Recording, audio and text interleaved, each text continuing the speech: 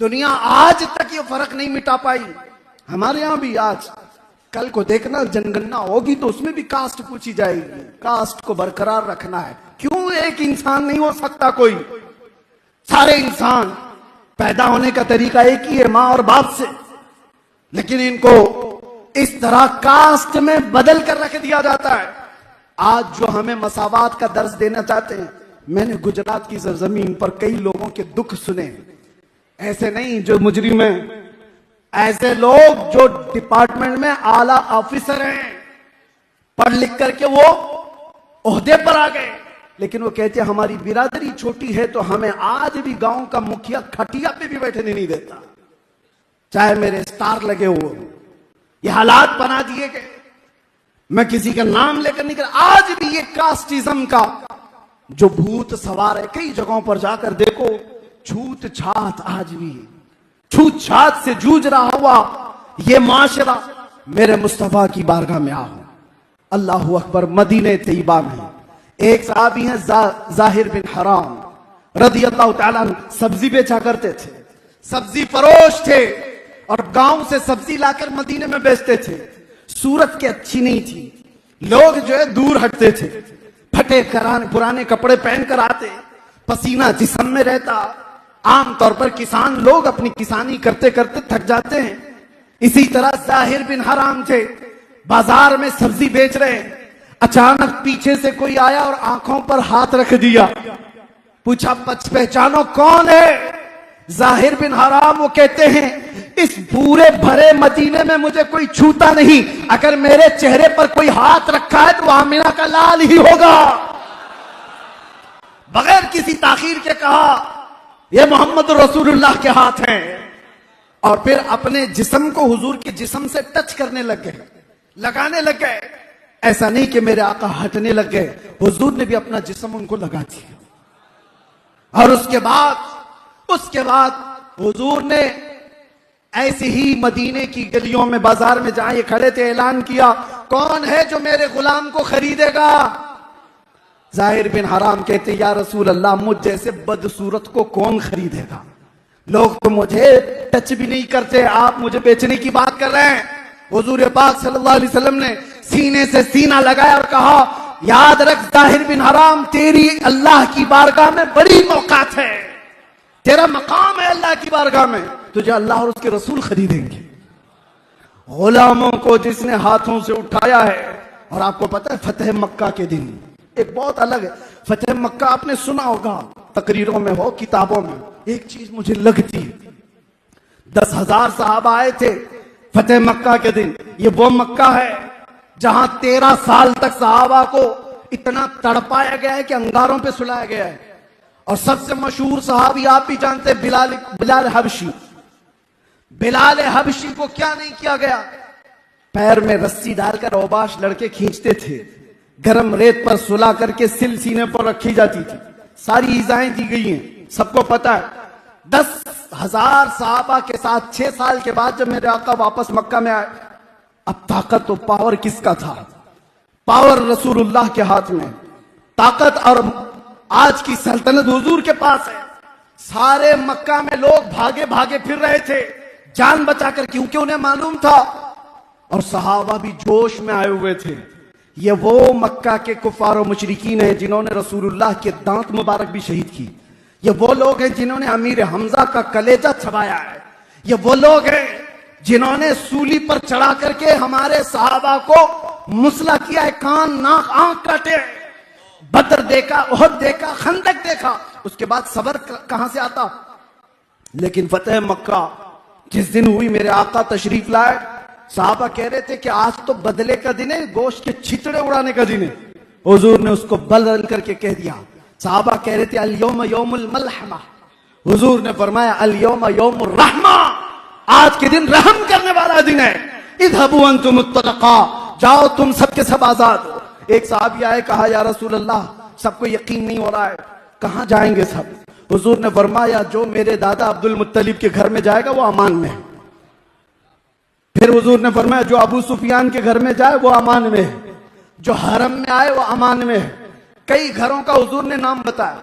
अब ये वाकया बताने का जो मेरा मकसद है, सुनो तो बच्चों से, आखिर में एक सहाबी पूछते हुए आए कि बहुत सारे हरम में नहीं आ पा रहे, बहुत सारे अब्दुल मुत्तलिब के घर नहीं जा पा रहे, बहुत सारे अबू सुफियान के घर नहीं जा पा रहे, उनके लिए कोई अलग पैगाम है?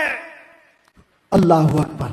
अब मेरी इस गुफ्तगू का मतबह नजर, मकसूद नजर, हुजूर ने ऐलान फरमाया किसी रास्ते पर एक डंडा लगाकर झंडा गाड़ो बिलाल हबशी के नाम का,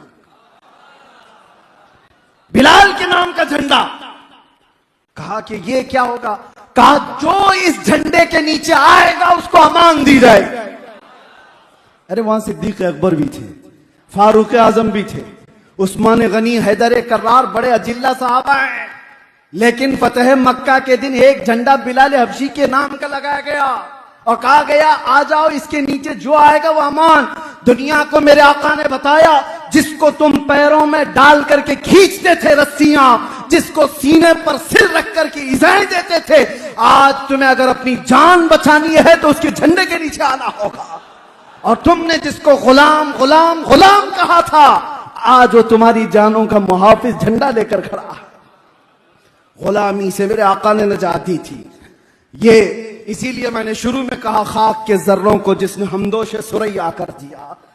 रसूल करीम सल्लल्लाहु तआला अलैहि वसल्लम ने इंसानियत की बराबरी का जो ऐलान फरमाया, आप देखें, एक साहबी हैं अदी बिन हातिम, वो कहते हैं मैंने देखा मेरी बहन आई और कहने लगी, हातिम ताई के बेटे हैं, बहुत पैसे वाले मालदार, उनकी बेटी हुजूर पाक के पास उनकी बहन अदी बिन हातिम की, यानी हातिम ताई की बेटी मुसलमान हुई और अपने भाई से कहती, भाई जाओ, इसी में खैर है, वो बादशाह हो कि रसूल हो, उनकी पैरोकारी कर लो, उनसे अच्छा आदमी मैंने देखा नहीं।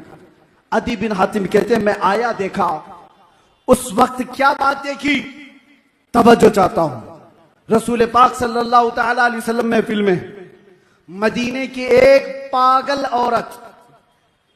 औरत जिसका जहनी तवाजुन खो गया, लोगों से वो बड़बड़ करती रहती, किसी को भी पकड़कर कुछ भी सुनाती। ऐसी पागल औरतों से तो हर कोई दामन बचाता है। वो औरत करीब आती गई और महफिल में आकर के कहा कि ए अल्लाह के रसूल, मैं आपसे बात करना चाहती हूं। पागल औरत है, मेंटल केस जिसका है, और सहाबा बचाने लग गए, हटो। रसूलुल्लाह सल्लल्लाहु अलैहि वसल्लम से सहाबा कहते हैं या रसूल अल्लाह, ये बदजुबान औरत है, कुछ का कुछ बोल जाती है, कहीं आपकी शान में ये बदजुबानी ना करे। जानते हो, हटो, उसे आने दो, मुझे पता है मदीने में कोई उसकी नहीं सुनता, अगर मैं भी ना सुनूं तो किसको सुनाए। वो रहमत आलम आए थे सुनने के लिए, और वो पागल औरत हुजूर को उठा ले जाती है। साहबा कहते हैं हुजूर ने कहा ठीक है, अकेले में बात, और वो पता नहीं क्या क्या सुनाती रही। मेरे आका ऐसे सुनते रहे जैसे कि को कुरान ने कहा लक़द जाअकुम रसूलुम मिन अनफुसिकुम, तुम में वो रसूल आया है, अज़ीज़ुन अलैहि मा अनित्तुम, तुम्हारा तकलीफ में पड़ना उस रसूल को देखा नहीं जाता, गवारा नहीं। हरीसुन अलैकुम बिल मुमिनीन, तुम्हारे सिर्फ ईमान पैगाम को मेरे आका ने पूरी कायनात में फैलाया, पूरी कायनात में। तुम ख्वाहिशात के पुजारी नहीं हो, तुम माबूदा ने। मैं आपको बताऊं एक फर्क, लोग जो है ये समझते हैं बुतों की पूजा करने वाले ये मुशरिक है, एक खुदा को छोड़कर दूसरे खुदाओं की इबादत करने वालों को मुशरिक कहते, लेकिन कुरान ये कहता है साथ में, अरअयत मन इत्तखज़ इलाहहु हवा, ऐ रसूल क्या आपने नहीं देखा उन लोगों को जो अपनी ख्वाहिशों की इबादत भी करते हैं, ख्वाहिशात को माबूद बना लिया। नौजवानों, तुम्हारे दिल में जो बात आए उस पर अमल कर लेना जरूरी नहीं होता। रात को तुम्हारा नफ्स उठाए किसी लड़की से बदकारी करने के लिए, तुम ख्वाहिशात के पुजारी मत बन जाओ। तुम रसूल रहमत सल्लल्लाहु अलैहि वसल्लम के पैरोकार हो, याद करना।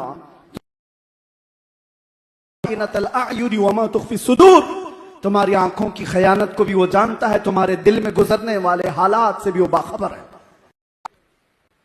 दाऊद ताई बहुत बड़े सूफी बुजुर्ग हैं, उनसे उनके मुरीद ने पूछा हुजूर कुछ नसीहत कर दे। उन्होंने कहा मैं मसरूफ हूं, जुबान खोलते ही नहीं थे दिन भर, कहा 2 बातें कहता हूं वो सुनकर चले जा। एक बात